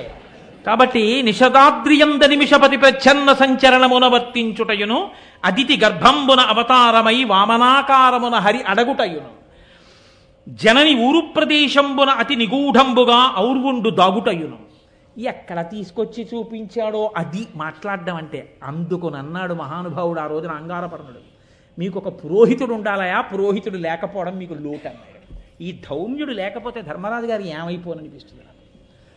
అది మాట్లాడడం అంటే. అందుకుని పురోహితుడై మహానుభావుడు గట్టెక్కించాడు, ఆ ఉత్సాహాన్ని నింపాడు. మళ్ళీ వాక్ అంత గొప్పదండి సనాతన ధర్మంలో. ఆ వాక్కు, ఆ ప్రబోధం కదా మనని ధర్మపథం వైపుకి నడిపించి మన జీవితాల్ని సుసంపన్నం చేస్తాయి. కాబట్టి జనని ఊరు ప్రదేశంబున అతి నిగూఢంబుగా ఔర్వుండు దాగుటయును. కృతవీర్యుడు అని పూర్వకాలంలో ఒక రాజుగారు, ఆయన కార్తవీర్యార్జునుడి తండ్రి. ఆ కృతవీర్యుడి దగ్గర భృగువంశీయులైనటువంటి బ్రాహ్మణులందరూ కూడా యాజకత్వం చేశారు. ఆ యాజకత్వం చేసినప్పుడు కృతవీర్యుడు చాలా విశేషంగా భూరిదానాలు చేశాడు బ్రాహ్మణులకి. వాళ్ళందరూ చాలా సంపన్నులయ్యారు, చాలా ఐశ్వర్యంతో ఉన్నారు. కొంతకాలానికి కృతవీర్యుడు మరణించాడు. ఆ వంశంలో వచ్చినటువంటి రాజులు కొంతమంది దరిద్రులయ్యారు, వాళ్ళకి డబ్బు లేదు. వాళ్ళు పూర్వం మా వంశంలో కృతవీర్యుడు దానం చేసినప్పుడు దానాలు పట్టిన బ్రాహ్మణుల దగ్గర చాలా డబ్బు ఉంది, ఆ డబ్బంతా ఇచ్చేయమన్నారు. కొంతమంది బ్రాహ్మణులు తిరిగి ఇచ్చేశారు, కొంతమంది భూమిలో పాతి దాచేశారు, కొంతమంది ఇవ్వకుండా డబ్బట్టుకుని అరణ్యాలకు పారిపోతే ఈ కృతవీర్యుడి వంశంలో వచ్చిన రాజులు బ్రాహ్మణుల్ని వెతికి వెతికి వేటాడి చంపేయమన్నాడు. అంటే ఆ వంశంలో పుట్టిన వాళ్ళు ఉద్ధతితో బయలుదేరి గర్భంలో పిండాలతో ఉన్నటువంటి గర్భిణీ స్త్రీలను కూడా విడిచిపెట్టకుండా కనపడ్డ భృగువంశీయులందరినీ మట్టుపెట్టారు. ఒక తల్లి తన కడుపులో ఉన్నటువంటి పిండం జారిపోకుండా కాపాడుకుని ఆ పిండాన్ని తన తొడలోకి తీసుకొచ్చి కాపాడింది. అలా ఎన్నేళ్ళున్నాడో తెలుసా అండి ఆ పిల్లాడు? 100 సంవత్సరములు ఉన్నాడు తొడలో. ఆమె తొడలో దాచుకుంది తన శక్తి చేత. ఆ పిల్లవాడు తొడలోనే ఉండి వేదాభ్యాసం చేశాడు. వేదాభ్యాసం చేస్తే చివరికి అరణ్యంలో ఎవడో కనిపెట్టాడు ఆవిడ తొడలో గర్భం ఉంది, గర్భంలో ఓ పిల్లవాడు పెరుగుతున్నాడని. ఆవిడ్ని చంపేయండి అన్నారు. వాళ్ళు దగ్గరికి వచ్చి కత్తి తీసి ఆవిడ కంఠాన్ని దునమబోతున్నారు. అప్పుడు ఊరు ప్రదేశంలోంచి బయటికి వచ్చాడు కాబట్టి ఔర్వుడు అంటారు ఆయన. ఆ పిల్లవాడు వెంటనే తొడలోంచి బయటికి వచ్చి వాళ్ళని తీవ్రమైన దృష్టితో చూశాడు. వాళ్ళందరికీ కళ్ళు పోయాయి. కళ్ళు పోతే వాళ్ళు భయపడి ఏడిచారు ఆవిడ కాళ్ళ మీద పడి. ఆవిడంది, నా కాళ్ళ మీద పడి ఏడమైనవి ఎందుకు, ఆ పిల్లాడి కాళ్ళ మీద పడండి అని మళ్ళీ దృష్టినిచ్చాడు. కానీ నా వంశంలో భృగువంశీయులందరినీ కూడా సంహరించారు కాబట్టి 3 లోకములు లేకుండా చేసేస్తానని అపారమైన తపశ్శక్తితో ఒక పెద్ద అగ్నిహోత్రాన్ని సృష్టించాడు. 3 లోకాల్ని కాల్చేస్తానని. అప్పుడు ఆయన పితృదేవతలు ఆయనకి ప్రత్యక్షమై అన్నారు, వాళ్ళు మమ్మల్ని చంపలేదయా, మేమే కావాలని వాళ్ళ చేతిలో చచ్చిపోవడానికి ఆ కపట నాటకం ఆడాం. ఎందుకంటే మేము పూర్ణ వైరాగ్యం పొందాం. ఇంకా మాకు ఎంత మాత్రమూ ఈ భూమండలం మీద ఉండడం ఇష్టం లేకపోయింది. ఎంత తొందరగా ఈ శరీరాలు విడిచిపెడతామా అని చూసాం. మా అంత మేము చచ్చిపోతే అపరాధం. అందుకని రాజదండనకి గురి అవడం కోసం నేరము కాని పని చెయ్యాలి. ప్రభువు ఆగ్రహానికి గురి కావాలి. అది మాకిచ్చిన సొత్తు, మేము దాచుకుంటే తప్పు కాదు. మేము దాచుకున్నాం. ఆయనకు ఆగ్రహం వచ్చి చంపేస్తాడని తెలుసు. అలా చంపేస్తే తొందరగా శరీరాలు వదిలిపెట్టి ఊర్ధ్వలోకాలకు వెళ్ళిపోదామని కావాలని ఆ పని చేసి మేము వదిలాం. తెలియక వాళ్ళు అనుకున్నారు మేమే చంపామనుకున్నారు. నువ్వేమనుకున్నావంటే మమ్మల్ని వాళ్ళు చంపారనుకుని ఇప్పుడు 3 లోకాల్ని కాల్చడానికి అగ్నిహోత్రాన్ని సృష్టిస్తున్నావు తపస్సు చేసి. నాయనా, నీ కోపాన్ని ఉపసంహారం చెయ్యన్నారు. నా కోపాన్ని ఉపసంహారం చేశాను, కానీ నేను తయారు చేసి లోకం మీద విడిచిపెట్టేయడానికి సిద్ధంగా ఉంచిన ఈ అగ్నిహోత్రాన్ని ఇప్పుడు ఏం చేయనని అడిగాడు. అయితే వాళ్ళన్నారు, ఈ అగ్నిహోత్రాన్ని గుర్రం రూపంలో సముద్ర గర్భంలో ప్రవేశపెట్టు, బడబాగ్ని అని పిలుస్తారు. అది సముద్ర గర్భంలో ఉంటుంది. అదే ఉప్పెన రూపంలో వచ్చినప్పుడు అందులోని కణికే కనపడుతుంటుంది. సముద్రం వేడి నీరు వచ్చిందని, అగ్నిహోత్రం కనబడి పెద్ద ప్రకాశం కనపడింది అంటుంటారు. ఆ అందులో బడబాగ్నిగా ఉండిపోయింది ఔర్వుడి యొక్క కోప జ్వాల. ఆయన తపస్సు చేసి సృష్టించిన అగ్నిహోత్రమే హయ రూపంలో, గుర్రం రూపంలో అందులో ఉండిపోయింది. సముద్రంలో బడబాగ్నిగా ఉండిపోయింది. కాబట్టి సముద్రంలో విడిచిపెట్టమన్నారు. సముద్రంలో విడిచిపెట్టాడు. ఏమయ్యా, తల్లి కడుపులోంచి 9 నెలలు దాటగానే లోపల ఉండలేక తల కిందకి కాళ్ళు పైకి ఉండి తన మలమూత్రములు తానే అందులో విసర్జించుకుని అమ్మ పెట్టినటువంటి అన్నం నాభిగొట్టంలోంచి లోపలికి ఎక్కుతూ ఉంటే లోపల శరీరం పెరిగిపోతుంటే ఇరుకులో ఉండలేక 9 నెలలు దాటగానే జీవుడు పరమేశ్వరుణ్ణి ప్రార్థన చేస్తాడు. ఈశ్వర, ప్రసూతివాయు రూపంలో నన్ను బయటికి తోసేవా అని అడుగుతాడు. అప్పుడు ఈశ్వరుడు బయటికి తోసేస్తే అమ్మయ్యా బయటికి వచ్చాననుకుంటాడు. గర్భస్థ నరకం. మరి ఔర్వుడు ఎన్నేళ్ళు ఉన్నాడు అమ్మ తొడలో? బయటికి వచ్చి నేర్చుకోవలసిన విద్యలన్నీ తొడలో పడుకుని చదువుకున్నాడు. ఇంత కష్టపడి చదువుకున్నది ప్రతీకారం కోసం చదివాడు. ఇంత ప్రతీకారం తీర్చుకుందామనుకునే వేళటికి పితృదేవతలు ఇలా మాట్లాడితే అగ్నిహోత్రాన్ని తీసుకెళ్లి సముద్రంలో విడిచిపెట్టాడు. ఎంత కష్టపడ్డాడయ్యా ఔర్వుడు! అంతకన్నా పెద్ద కష్టం వచ్చిందా నీకు 1 సంవత్సరం అజ్ఞాతవాసం చేయడానికి? ఎంత పెద్ద మాట చెప్పారండి, ఎంత గొప్ప సన్నివేశం చెప్పారండి. ఇది ధౌమ్యుడంటే. జనని ఊరు ప్రదేశంబున అతి నిగూఢంబుగా ఔర్వుండు దాగుటయును, ధేను శరీర విలీనుడై అజ్ఞాతచర్య మార్తాండు సలుపుటయును. మధ్యందిన మార్తాండు అంటారు. లోకములను శిక్షించగలిగినటువంటి, తపింప చేయగలిగినటువంటి శక్తి కలిగినటువంటి పరమాత్మ అనేకమైనటువంటి స్థితులలో గుర్రం రూపాన్ని దాల్చాడు. ఒకానొకప్పుడు తన భార్యయే గుర్రం రూపంలో విహరిస్తోందని తెలుసుకుని తాను కూడా గుర్రం రూపాన్ని పొంది ఆమెతో కలిసి క్రీడించి పుత్రుణ్ణి కన్నాడు. అలాగే ఒకానొకప్పుడు సురభి అనేటటువంటి ఒక ధేనువుతో కామదృష్టితో కోరుకున్నప్పుడు బ్రహ్మగారి యొక్క అనుగ్రహం చేత ధేను శరీర విలీనుడై, అంటే ఆమె శరీరమునందు తన తేజస్సుని కలిపిన వాడై చరించాడు. అంతటి మార్తాండ స్వరూపం ఉన్నవాడు అంతటి కష్టాన్ని పొందాడు ఒకప్పుడు ప్రియభామిని యొక్క సమాగమం కోసమని. ఏమి అంతకన్నా పెద్ద కష్టం నువ్వు పడుతున్నావా? వినమే, ఇట్లు వడిన వీరులు పదపడి తమకు అగ్గమైన తరి జయింపరెట్లు ప్రబల రిపుల. అంతంత పెద్ద పెద్ద శత్రువుల్ని గెలవడం కోసమని ఇంతంత మహానుభావులు ఇన్నిన్ని కష్టాలు పడి 100,000 సంవత్సరములు కష్టాలకి ఓర్చారు. ఓర్చి తిరిగి తమ తమ స్థానములను తాము దక్కించుకున్నారు. ఆ ఓర్పు ఉంది కాబట్టి, కాలం ఎదురొచ్చినప్పుడు తట్టుకుని నిలబడ్డారు కాబట్టి ఇవాళ మళ్ళీ వాళ్ళు ఆ స్థితిలో నిలబడ్డారు. ధర్మజ, నువ్వు ఆ స్థితిని వదిలిపెట్టేస్తే, నువ్వు ఆ ఓర్పుని కోల్పోతే నువ్వు ఎలా ఈ కష్టాన్ని తట్టుకుంటావు? ఎలా కాలానికి ఎదురు నిలబడగలుగుతావు? కాబట్టి నీవు కూడా ఆపద కోర్చుకొనుచు భంగపాటు తీర్చుకొనము. నీకు వచ్చిన ఆపదని ఓర్చుకుని నిలబడగలిగావా, నీకు వచ్చిన భంగపాటు తీర్చుకుంటావు. నీకు ఎవరు కష్టం కల్పించారో వాళ్ళని ఓడించి రాజ్యభ్రష్టుల్ని చేసి మళ్ళీ నువ్వు రాజ్యం పొంది నీ తమ్ముళ్ళు సుఖం పొందాలంటే ఓర్చుకోవడం రావాలి నీకు. ఆపదని ఏడాది ఈ ఓర్చుకోవడం అన్నది పోయి దుఃఖం వచ్చేసిందా, ఆ ఓర్పు పోతుంది. అందుకని తాళు, ఓర్చుకో, ఆపదని తట్టుకో. ఈ మాటలు విన్నాడు ధర్మరాజు. అంతే, వెంటనే అన్నారు ఉపశమనం పొందాడు, మళ్ళీ స్వస్థితిని పొందాడు. నిజమే, నేను ఇలా విచలితుడను కాకూడదనుకున్నాడు. వాక్కు ఎంత గొప్పదో మీరు చూశారా? ఆ సమయానికి అలా చెప్పగలిగిన పురోహితుడు దొరికాడు కాబట్టి ధర్మరాజు గారు మహానుభావుడు మళ్ళీ చక్కటి స్వాంతన పొందాడు. ఇప్పుడు పాండవులందరూ కలిసి అజ్ఞాతవాసానికి బయలుదేరాలి. ధర్మరాజు అన్నాడు, ఒకసారి భీముడి వంక చూశాడు. ఆయన పెద్ద బెంగంతా భీముడి గురించి. ఎలా వింటాడు మాట? ఆయన అననే అన్నాడు, అర్జునుడనే ఏనుగుని ఆ రోజున నువ్వు వదిలేసి ఉంటే కౌరవులనే పద్మాలున్న వనాన్ని ఎప్పుడో కలచివేసి మనం ఈ పాటికి సింహాసనం మీద కూర్చుందాం అన్నాయా? వద్దు అన్నావు కదా ఆ రోజున. అన్నావు, ఇదే భయం రా తమ్ముడా నీతో.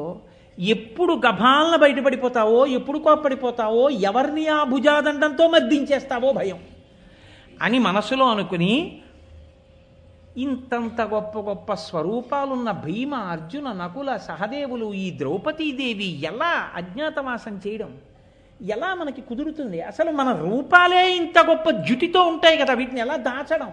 ఏ మేకప్ వేస్తే దాగుతుందా కాంతి? అగ్నిహోత్రాన్ని ఏ బట్ట చుట్టి దాస్తారు? వెనకటికి ఎవరో వెర్రాడు, కొబ్బరి బొండాలు ఎవరో రాత్రులు ఎత్తుకుపోతున్నారని మడిబట్ట కట్టేట్టాడు. అలాగా అగ్నిహోత్రానికి బట్ట కట్టి అగ్నిహోత్రం కనపడకుండా ఆపగలరా మీరు? అలా ఉంటుంది. కనుక ఎలాగ ఇప్పుడు వీళ్ళందరూ అజ్ఞాతవాసంలో పైకి దొరకకుండా మసిలేట్టు చూడడం. అర్జునుడు అన్నాడు, ధర్మదేవత నీదు సత్కర్మమునకు మెచ్చి ఎంతయు ప్రీతిమై ఇచ్చినట్టి వరము కలుగంగా మనమేమి వర్తనమున ఎచటనున్నను వరుల నెరుగనగునే వరులకు నెరుగనగునే. అన్నయ్య, ఎందుకు బెంగ పెట్టుకుంటావు? ధర్మదేవత నీకు వరం ఇచ్చింది కదన్నయ్య. అజ్ఞాతవాస కాలంలో మీకు ఏ ఇబ్బంది రాదు, మిమ్మల్ని ఎవరు గుర్తించలేరు అని చెప్పింది కదా. కాబట్టి అన్నయ్య బెంగ పెట్టుకోక, మనల్ని ఎవరు గుర్తించారు, మనం అజ్ఞాతవాసం పూర్తి చేస్తామన్నాడు. ఎక్కడిది ఈ ధర్మదేవత వరం? ఇది అరణ్య పర్వంలో జరిగింది. ఒకానొకప్పుడు పాండురాజు గారు 4 తమ్ముళ్లతో కూర్చుంటే ఓ బ్రాహ్మణుడు పరిగెత్తుకొచ్చి ఆయన అన్నాడు, నేను నా అరణిని తీసుకెళ్లి చెట్టు కొమ్మకి తగిలించుకున్నాను. ఒక లేడీ అటుగా పరిగెడుతూ వచ్చి చెట్టుని గుద్దుకుంది. ఆ అరణి జారి దాని కొమ్ముకి పడింది. ఆ కొమ్ముకి తగిలిన అరణితో లేడీ పారిపోయింది. ఆ అరణి లేకపోతే నా నిత్యకర్మానుష్ఠానం నడవదు. కాబట్టి ధర్మజ వెళ్ళి నాకు ఆ అరణిని తెచ్చిపెట్టా, లేడీని పట్టి అన్నాడు. అరణి అంటే మీరు చూసి ఉంటారు, ఆ వెంకటేశ్వర వైభవోత్సవాల్లో మొదటి రోజున ఆరణి మంధనము అని లౌకికాగ్నితో వెలిగించకూడదు యజ్ఞంలో అగ్నిహోత్రాన్ని. అందుకని ఆ కొయ్యతో చేయబడినటువంటి దాంట్లో కొద్దిగా పదార్థాన్ని ఉంచి తిప్పితే ఆ వేడికి పైకి ఆ ఘర్షణకి నిప్పు పైకి వస్తుంది. అలా మధించేటటువంటి ప్రక్రియకి ఉపయోగపడే సాధనాన్ని అరణి అంటారు. అది ప్రతిరోజు అగ్నిహోత్రం చేసే అలవాటు ఉన్నటువంటి బ్రాహ్మణులకు ఉపయోగపడేటటువంటి సాధనం. అది లేకపోతే నిత్యాగ్నిహోత్రం నడపడం కష్టం. కాబట్టి ఆ అరణిని తెచ్చిపెట్టమన్నాడు. మీరు జాగ్రత్తగా గమనించాలి. 5 పరిగెత్తారు అన్నాడు. ఒక లేడీకి 5 పరిగెత్తాలండి. అందులో అర్జునుడు చాలడా? కాదు. ఎందుకు 5 పరిగెత్తారంటే ఒక బ్రాహ్మణుడికి వచ్చిన కష్టాన్ని, ఒక వేదం చదువుకున్న వాడికి వచ్చిన కష్టాన్ని, వాడి నిత్యకర్మానుష్ఠానికి వచ్చిన వైక్లభ్యాన్ని తొలగించడంలో పాండవులకి ఉన్నటువంటి నిష్ఠ అటువంటి. కాబట్టి ఇప్పుడు 5 పరిగెత్తారు. 5 లేడీ మీద బాణాలు వేశారు. చిత్రం ఏమిటంటే దొరికినట్టు దొరికి ఆ లేడీ దొరకకుండా తప్పించుకుని అరణ్యంలో పారిపోతూనే ఉంది. ఆఖరికి పాండవులు లేడిని వెతుకుతూ అరణ్య మధ్యంలోకి వెళ్ళిపోయారు. ఓ మర్రి చెట్టు కింద కూర్చున్నారు. విశేషమైన దాహం వేసింది. ధర్మరాజు గారు అన్నాడు నకులుణ్ణి పిలిచి, నకులుణ్ణి పంపడానికి ఒక రహస్యం కూడా ఉంది. ఓ అక్కర్లేని ప్రస్తావన ఒకటి తీసుకొచ్చాడు నకులుడప్పుడు. అందుకని ఆయన్ని పంపడం కోసమని అన్నాడు, నీ సోదరులు దాహంగా ఉంది, అందుకని నువ్వు చెట్టు మీదకెక్కి చూసి ఇక్కడెక్కడైనా నీటి కయ్య కనపడితే దాహం తీర్చుకోవడానికి నీళ్లు పట్టరా, నువ్వు తాగి నీళ్లు పట్టరా అన్నాడు. అంటే ఆయన చెట్టెక్కి చూసి దూరంగా కనపడుతోంది అన్నయ్య, నేను వెళ్ళి నీళ్లు తెస్తానని ఆ సరోవరం దగ్గరికి వెళ్ళాడు. వెళ్ళి నీళ్లు తాగుదామని దిగుతుంటే అదృశ్య రూపంలో ఎవరో పలికారు, ఈ సరోవరం నాది, నువ్వు లోపలికి దిగి నీళ్లు తాగడానికి వీల్లేదు, నా ప్రశ్నలకు జవాబు చెప్పప్పుడు నీళ్లు తాగాలి. నీ ప్రశ్నలకి నేను జవాబు చెప్పడం ఏమిటని నీళ్లు తాగేశాడు. వెంటనే ప్రాణములు పోయినవాడు ఎలా పడిపోతాడో అలా పడిపోయాడు ఒడ్డున. నకులుడు రాలేదు, సహదేవుడు వెళ్ళాడు. సహదేవుడు రాలేదు, భీముడు వెళ్ళాడు. భీముడు రాలేదు, అర్జునుడు వెళ్ళాడు. 4 పడిపోయారు. ఇప్పుడు కట్టకడపటన ధర్మరాజు గారే వెళ్ళారు. ధర్మరాజు గారే వెళ్ళి ఆయన కూడా 4 చూసి ఆశ్చర్యపోయారు. యుద్ధం జరగలేదు, ఏ జాడలు లేవు, వాళ్ళ ఒంటి మీద గాయాలు లేవు, సామాన్యులు కారు, కులపర్వతాల లాంటి వాళ్ళు, వీళ్ళు పడిపోవడం ఏమిటి అని దప్పిక తట్టుకోలేక నీటి కోసం దిగాడు. మళ్ళీ ఇదే మాట వినపడింది, నేను కొంగ రూపంలో ఈ నీటికంతటికీ రక్షకుడిగా ఉన్నాను, ఈ సరోవరం నాది, నా ప్రశ్నలకు జవాబు చెప్పి నీళ్లు తాగు అంది. ఆయన అన్నాడు, ఒక పక్షి నా తమ్ముళ్ళని పడగొట్టలేదు, అంత శక్తి లేదు, మీరెవరో దేవతా స్వరూపులు, సరే మీరు అడగండి, నాకు చేతనైతే చెప్తానన్నాడు. అప్పుడే వచ్చే యక్ష ప్రశ్నలు అంటారు. యక్షుడి రూపంలో వచ్చి నిలబడింది ఎదురుగుండా. నిలబడి చాలా ప్రశ్నలు అడిగింది. అవన్నీ అరణ్యపర్వం చెప్పినప్పుడు మీరు విందురు కానీ చాలా చిత్రమైనటువంటివన్నీ ఉంటాయి అందులో. మనం తెలుసుకోవలసినవి, నిత్య జీవితంలో తెలుసుకోవలసినవి ఎన్నో ఉంటాయి. ఇంట్లో దేవతల ఆహారం ఎందుకు తీసుకోరు అని అడిగాడు యక్షుడు. ఇంట్లో కోడి కానీ కుక్క కానీ పెంచి అది గడప దాటి లోపలికి వస్తే ఆహారాన్ని దేవతలు ముట్టరు. ఆ ఇంట దేవతలు నిత్యము ఉపవాసంతోనే ఉంటారు, ఆకలితో ఏడుస్తూ అని చెప్పాడు ధర్మరాజు. నువ్వు చెప్పింది సత్యం అని చెప్పాడు యక్షుడు. ఎన్నిటిని అడిగాడు మహానుభావుడు. రూపముండి గుండె లేనిది ఏదన్నాడు, రాయి అన్నాడు. సూర్యోదయం దేనివల్ల జరుగుతుందన్నాడు, బ్రహ్మము వల్ల అన్నాడు. దేనివల్ల అస్తమిస్తుందన్నాడు, ధర్మము వల్ల అన్నాడు. దేని వలన నడుస్తుంది అన్నాడు, వేద మంత్రముల యొక్క అనుగ్రహం వల్ల నడుస్తూ ఉంటుంది అన్నాడు. ఎవరు ఆయన్ని అనుగమిస్తారు అని అడిగాడు. ఎన్ని ప్రశ్నలు అడిగాడో తెలుసా అండి? 1 కాదు 2 కాదు, సముద్రం కన్నా లోతైంది ఏదని అడిగాడు. ఆడదాని గుండె అని చెప్పాడు. ఎన్ని ప్రశ్నలో వేశాడు. ఇన్ని ప్రశ్నలకి జవాబులు చెప్పాడు. ఇన్ని ప్రశ్నలకి జవాబులు చెప్పిన తర్వాత సంతోషించి, నేను ప్రసన్నుడనయ్యానయ్యా, నువ్వు చాలా గొప్ప జవాబులు చెప్పావు, నీ 4 తమ్ముళ్ళు పడిపోయారు, ఒకళ్ళని బ్రతికిస్తాను, ఎవరు కావాలో అడిగన్నాడు. నకులుణ్ణి బతికించమని అడిగాడు. అదేమిటి ధర్మరాజా, భీముణ్ణి అడగాలి, అర్జునుణ్ణి అడగాలి, నీ పగ తీరడానికి వాళ్ళు అవసరం, వాళ్ళిద్దరిని వదిలేసి నకులుణ్ణి అడిగామేమిటి అన్నాడు. అంటే ధర్మరాజు గారు అన్నాడు, కుంతీసుతులలో నేను బతికి ఉన్నాను. ధర్మరాజు, భీముడు, అర్జునుడు 3 కుంతీదేవి పుత్రులు. పాండురాజు పుత్రుల్లో 2 భార్యలకి, కుంతికి మాద్రికి 3 ఆ 3లో నేను బతికి ఉన్నాను. నా పినతల్లి మాద్రీసుతులలో ఒక్కడు కూడా బ్రతికి లేడు. అందుకే నా పినతల్లి పుత్రులైనటువంటి నకుల సహదేవుల్లో పెద్దవాడు కనుక నకులుడు బతకాలని కోరుకున్నాను. ఏమి ధర్మనిష్టయా? ఈ ప్రశ్న ఎందుకు అడిగానో తెలుసా? ధర్మం తెలియడం వేరు, ధర్మాన్ని అనుష్ఠించడం వేరు. నువ్వు అలా అడుగుతావా, నీ స్వప్రయోజనానికి భీమార్జునులను అడుగుతావో చూద్దామని అడిగాను. షహబాష్, నీ 4 తమ్ముళ్ళని బతికిస్తున్నానన్నాడు. ఇంకొక వరం అడుగు, ఏం కావాలని అడిగాడు. నా బుద్ధి ఎంత కష్టం వచ్చినా ధర్మము నుంచి తప్పిపోకుండా నిలబడేటట్టుగా నన్ను అనుగ్రహించు అన్నాడు. ధర్మరాజా, ఏమి ప్రశ్న అడిగావయ్యా, ఏమి కోరిక కోరావయ్యా, ఎవడు అడుగుతాడయ్యా ఇటువంటి కోరిక? ఇప్పుడు ఒక వరం నిన్ను అడగమనకుండా నేను ఇస్తున్నాను. ఎదర అజ్ఞాతవాసం రాబోతోంది. అజ్ఞాతవాసంలో మీరు ఏ రూపాన్ని పొందుదామని సంకల్పం చేస్తే దానికి తగినట్టుగా మీరు మారిపోతారు. అందుకే భీముడు వంటలవాడు అవుదాం అనుకుంటే ఎదర మీరు విందురుగాని పద్యాలు తిక్కన గారి రచన ఉంటుంది. ఆయనేం కొత్తగా కర్రలు గరిట్లు తెచ్చుకోలేదు, వచ్చేసే అంతే చేతిలోకి. ధర్మరాజు గారి సన్యాసి వేషం వేద్దామంటే కాషాయ బట్టలు వచ్చాయి అంతే. వాళ్ళు సంకల్పం చేస్తే వచ్చాయి. ఇది చెప్తున్నాడు అర్జునుడు. అన్నయ్య, ధర్మదేవత అనుగ్రహం ఉంది. ఆ రోజున యక్షుడు, నాయన ఎవరో తెలుసా, నేనే యమధర్మరాజుని, నీ తండ్రిని. నా కొడుకు ఇంత కీర్తి పొందాడే ఈ లోకంలో, నిజంగా అంత కీర్తికి అర్హుడేనా అని పరీక్షించడానికి వచ్చాను. నా కొడుకువి నువ్వని పొంగిపోతున్నానయ్యా అని యమధర్మరాజు గారి స్వరూపం ఏమిటో చెప్తాడండి అరణ్య పర్వంలో. అందరూ యమధర్మరాజు గారు అంటే చంపేయడం అనుకుంటారు. పరమ ధర్మస్వరూపం, సత్యం, నిష్ఠ, తపస్సు, దమం, ఇవన్నీ నా స్వరూపాలని చెప్పాడు. కాబట్టి నిన్ను చూసి పొంగిపోతున్నాను రాపుత్ర అన్నాడు. అదిగో ఆ ధర్మదేవత వరం ఉంది కదా అన్నయ్య మనకి. కాబట్టి ఇప్పుడు అజ్ఞాతవాసంలో మన ఎవరు పట్టుకుంటారు? ఆయన వరం ఉండగా మనం ఏ వేషం వేసినా రక్తి కట్టేస్తుందంతే. మన్ని పట్టుకోగలిగిన వాళ్ళు లేరన్నయ్య. కాబట్టి ధర్మదేవత నీదు సత్కర్మమునకు మెచ్చి ఎంతయు ప్రీతిమై ఇచ్చినట్టి వరము కలుగంగా మనమేమి వర్తనమున ఎచటనున్నను ఒరులకు ఎరుగనగునే. మనం ఎక్కడుంటే మాత్రం, ఎలా ప్రవర్తిస్తే మాత్రం, ఏ వేషం కడితే మాత్రం ఎవరు మన కనిపెడతారన్నాయా? బెంగలేదు. కాబట్టి ఎవరెవరం ఏ వేషంలో ఉందామో, ఏ రాజ్యంలో ఉందామో, ఎలా ఉందామో, ఎక్కడుందామో నువ్వు నిర్ణయం చెయ్యన్నయ్యా అన్నాడు. సరే చెప్తాను రా అన్నాడు. ఆలోచిస్తున్నాడు ధర్మరాజు గారు. పరమ సంతోషంగా ఉన్నాడు. ఇప్పుడు ధర్మదేవత వరం జ్ఞాపకానికి వచ్చింది. ధౌమ్యుడి మాటలు విన్నాడు. ధర్మరాజు గారు పరమ ప్రశాంతమైన స్థితిలో సంతోషంగా ఇప్పుడు తాను ఒక నిర్ణయం చెయ్యబోతున్నాడు. ఈ నిర్ణయం చెయ్యబోతున్నాడు కాబట్టి వాళ్ళ రాత్రికి ధర్మరాజు గారిని నిర్ణయం తీసుకొని ఇవ్వండి, రేపు మనం విందాం.